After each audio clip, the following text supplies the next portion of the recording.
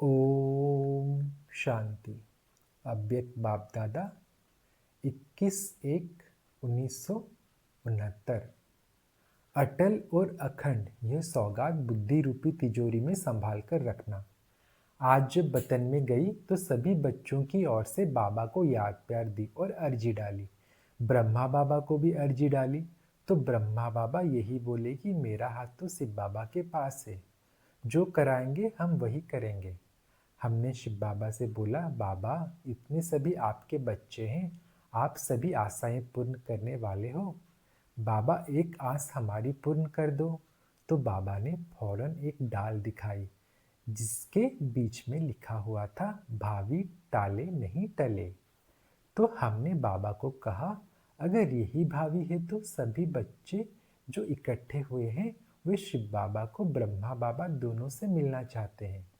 बाप दादा ने कहा, जैसे हमेशा बाप दादा बच्चों से मिलते हैं वैसे आज भी बच्चों से मिलेंगे। फिर शिव बाबा ने ब्रह्मा बाबा से कहा कि आपकी क्या राय है। शिव बाबा ने कहा कि जब बच्चा बड़ा होता है तो बाप और बच्चा समान होता है, तो मैं भी मुरब्बी बच्चे की राय बिना कुछ नहीं कर सकता हूँ। पहले बाप फिर बच्चा, अभी है पहले बच्चा फिर बाप। तो यही वतन में देखा, दोनों ही एक समान और एक दो के बहुत स्नेह और प्रेम में थे। जैसे दो मित्र मिलते हैं ऐसे ही बाप दादा दोनों की आपस में रूह रिहान की सीन दिखाई दे रही थी। ब्रह्मा बाबा कहे जो आज्ञा और शिव बाबा कहे जो बच्चे की राय, दोनों की मुस्कुरा रहे थे। हमने कहा, एक सेकंड के लिए बच्चों से मुलाकात करके आइए। उस समय दोनों की तरफ देखा तो आंखों से ऐसा लगा कि जो शिव बाबा ने कहा वो ब्रह्मा बाबा को मंजूर था। बाबा ने कहा, प्यार और याद, जिससे इस समय हर एक के अंदर बाबा देखकर आए हैं, ऐसे ही याद और प्यार हमेशा कायम रखेंगे। यह बाबा बोलते हैं, यह याद और प्यार जैसे कि एक रस्सी है, उस रस्सी को कायम रखना है। इस रस्सी के जरिए बीच में मिलते रहेंगे। बाबा ने कहा, स्थापना का कार्य जो और जैसे आदि से चला है अंत तक ऐसे ही चलेगा, अंतर नहीं। जिन बच्चों को बाबा निमित्त रखते हैं उन्हों द्वारा बाप दादा सभी बच्चों को डायरेक्शन देते रहेंगे और बच्चे अनुभव करते रहेंगे कि कैसे बाप दादा की इकट्ठी डायरेक्शन होगी। संगम युग पर बाप दादा दोनों को अलग नहीं होता है। बाबा ने कहा, सभी को दो शब्द कहना, अटल और अखंड। ये बाप दादा दोनों की सौगात है।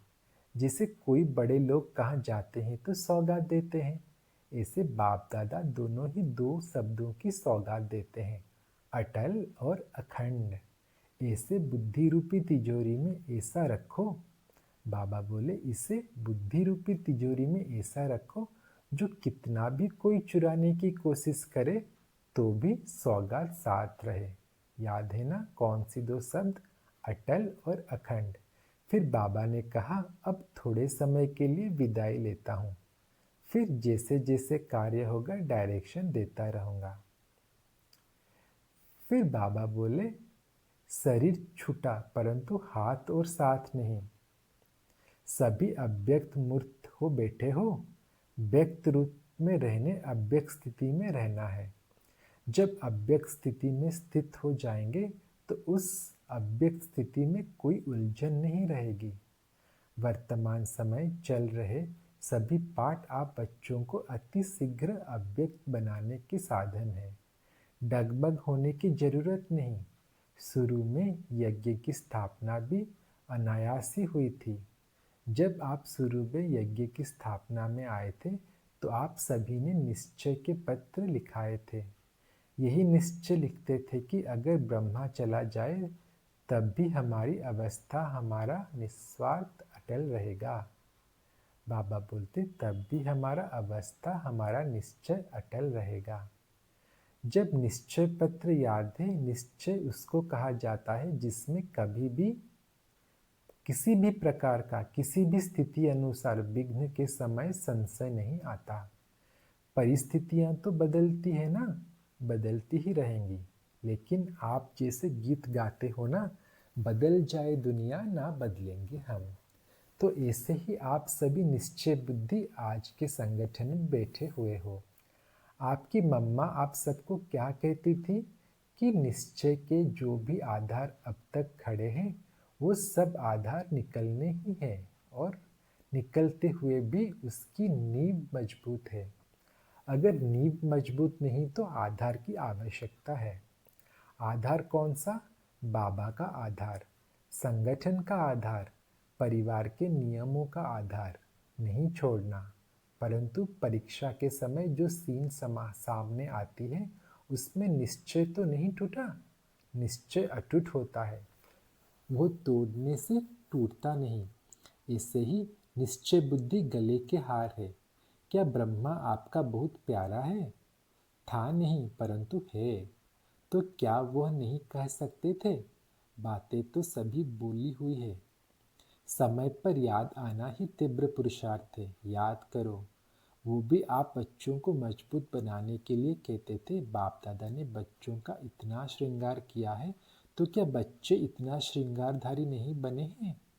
एक दिन ऐसा समय आएगा जो इस बाप दादा के श्रृंगार को याद करेंगे।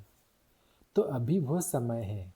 पहले तो वो अपने को निरंकारी नम्रचित कहते हुए कई बच्चों को ये सुनाते थे कि मैं भी अभी संपूर्ण नहीं बना हूँ, मैं भी अभी निरंतर देही अभिमानी नहीं बना हूँ। लेकिन आपने अपने अनुभव के आधार से 3-4 मास के अंदर ध्यान दिया होगा। सम्मुख लिख बाबा बोलते हैं सम्मुख लिखने का सौभाग्य प्राप्त हुआ होगा, तो अनुभव किया होगा कि ये ब्रह्मा अब साकारी नहीं लेकिन अव्यक्त आकारी रूपधारी है।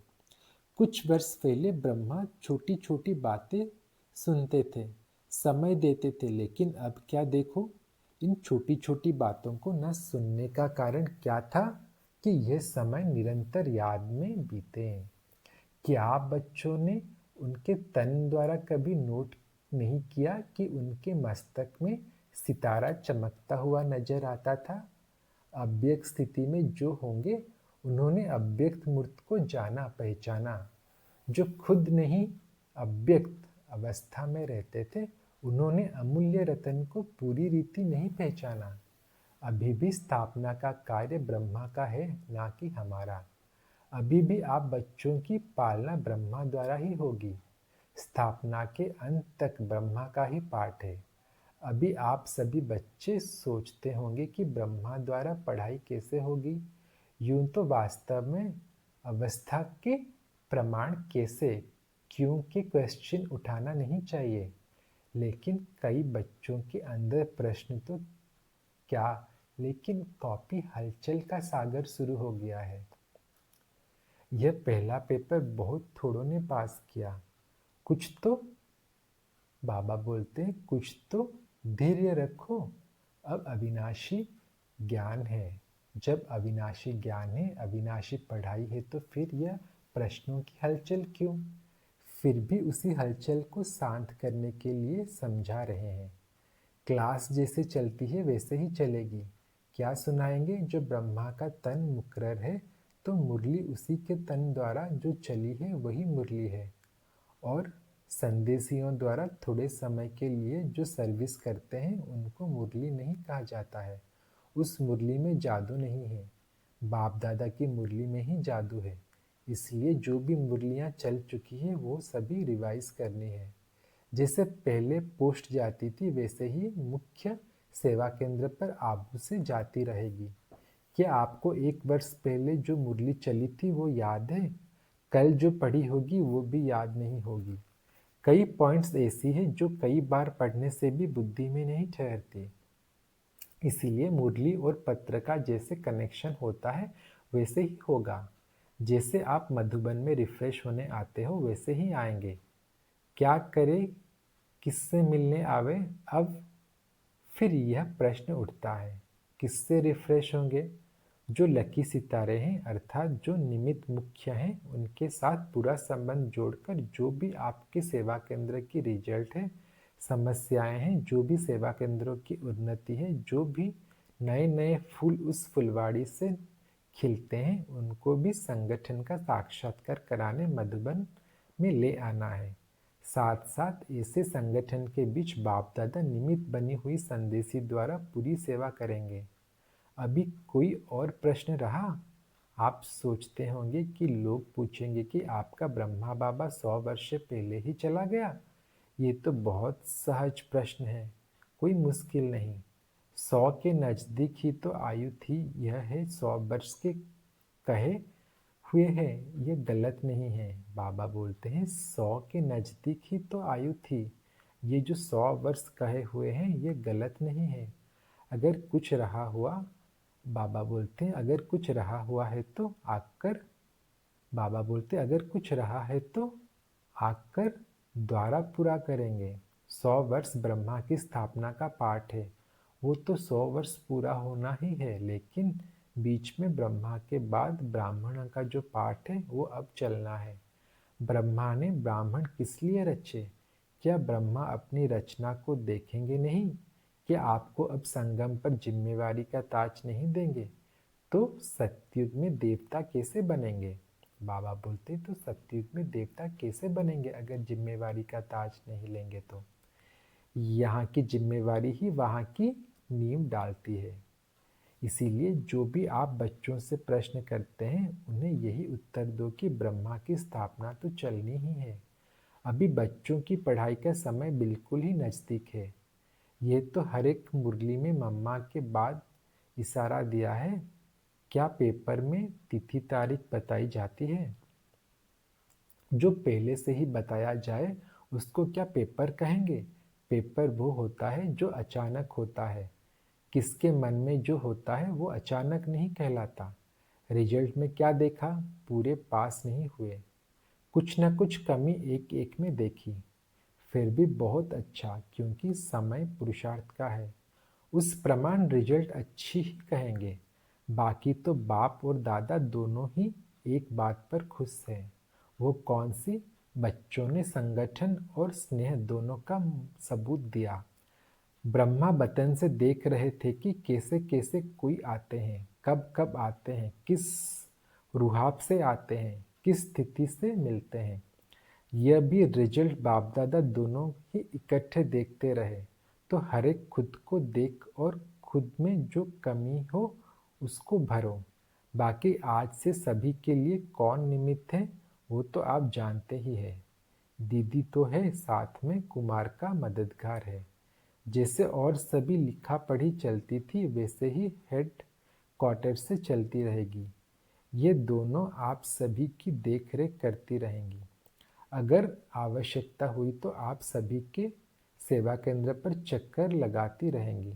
लेकिन अब का पेपर क्या है? ये तो अचानक पेपर निकला, परंतु जो आने वाला पेपर है वो बताते हैं। अब एकमत अंतर्मुख और अव्यक्त स्थिति में स्थित होकर संबंध में आओ। यही बाप दादा जो पेपर बना। बाबा बोलते हैं, बाबा बोलते अब एकमत अंतर्मुख और अव्यक्त स्थिति में स्थित होकर संबंध में आओ। यही बाप दादा जो पेपर बता रहे हैं उसकी रिजल्ट देखेंगे। पिछाड़ी के समय ब्रह्मातन द्वारा जो शिक्षा दी है वो तो सभी ने सुनी ही होगी और याद भी हो गई। आज के दिन इस संगठन के बीच कुछ देने भी आए हो तो कुछ लेने भी आए हो, तो जो लेंगे वो देने के लिए तैयार है। जिसके दिल में कुछ संकल्प आता हो कि नामालूम क्या हो, ऐसे तो कोई बात नहीं होगी, वो हाथ उठावे। अगर सभी संतुष्ट है तो जो लेंगे उसको देने में भी संतुष्ट रहेंगे। दो बातों का आज इस संगठन के बीच दान देना है।